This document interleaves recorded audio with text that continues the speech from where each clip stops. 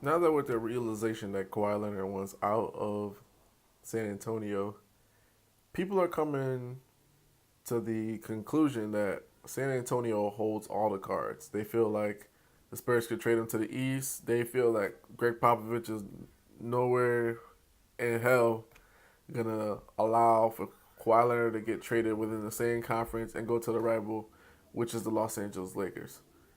And under normal circumstances, if Kawhi Leonard wasn't a superstar, if Kawhi Leonard just didn't witness LeBron James basically teaming up and promoting player mobility, if Kawhi Leonard didn't just see Kyrie Irving get traded to the Boston Celtics because he said that he was going to sit out the entire season if they chose not to trade him, that would be one story.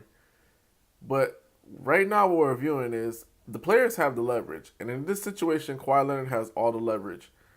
Because, number one, he feels like they mishandled his injury.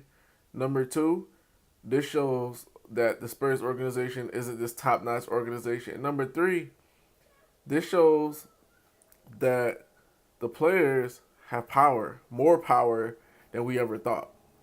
That's all this is. It's the Spurs, the best thing that they could possibly do is trade Kawhi Leonard as soon as possible to get this whole thing behind them. The longer they wait, the more threats are going to come out, the more negatives are going to come out about the San Antonio Spurs, the more mistreatment that Kawhi Leonard has gone through is going to come out. And also, it's bad PR for both sides. It's bad PR for Kawhi. It's bad PR for San Antonio. So they have to somewhere in their mind formulate a trade, whether it's LA or whatever they want to do. They have to get rid of this problem as soon as possible so they can move forward. Obviously, Kawhi doesn't want to play for this team anymore, so that's not their concern of trying to keep him. They could give him $219 million, and he doesn't want the money.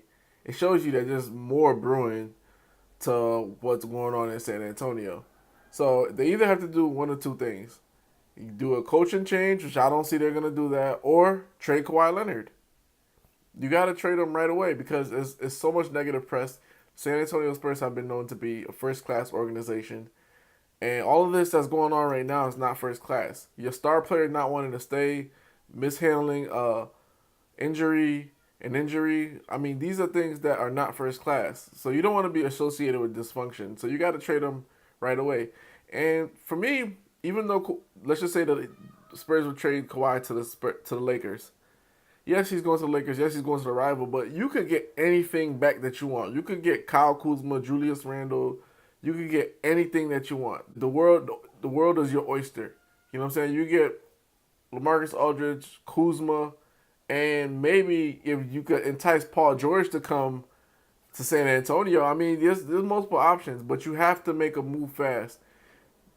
However, this notion that the San Antonio Spurs hold all the cards, it's up to them or whatever the case is, that's not true. It's not true. Technically, they hold all the cards, but logically, they're playing with a deck that was dealt by Kawhi Leonard.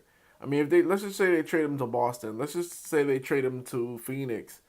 That's 1 year Kawhi plays there. He doesn't re-up with them. You guys don't understand that. The fact that Kawhi Leonard explicitly said that he wants to play for the Lakers, it took a whole bunch of teams off the table for the San Antonio to trade. So now they don't have this leverage that they thought they had because their star is inherently made it known to the public. Hey, I don't want to play for this team. I don't play for this team. I don't play for the Lakers. You need to make it happen. So if he goes to the Celtics and he's not happy with what's going on there, or just point blank period, if he feels like the Spurs are slighting him by sending him to the Celtics, he might not even play all 82 games. He might just kind of relax and rehab some more, and that's it. You guys got to understand, like, everybody wants these guys to play injured. Everybody says forget these players, forget these players. They get paid all this money. But if you look at something like Isaiah Thomas, he got paid all that money. He lost his sister, and he injured his hip. He should have really sat out. He still played in the playoffs, and now look, it cost him about $200 million. So what do you have to say about that? See what I'm saying? We have to look at these guys for what it truly is. The NBA is a company. These guys are employees. And if there is something we all have been in a work environment where, the owner or the company wants you to do something, but it's not really positive for your well-being. That being said, what do? You don't capitulate to that. You say, you know what, I'm gonna do what's best for me. Either I'm gonna leave the company, or I'm gonna take my FMLA. You're gonna do things to take care and safeguard yourself. These players, it's the same idea, man. Like, you look at these guys when they try to play injured, and then they lose all this money on potential contracts because they played injured instead of rehabbing and getting healthy.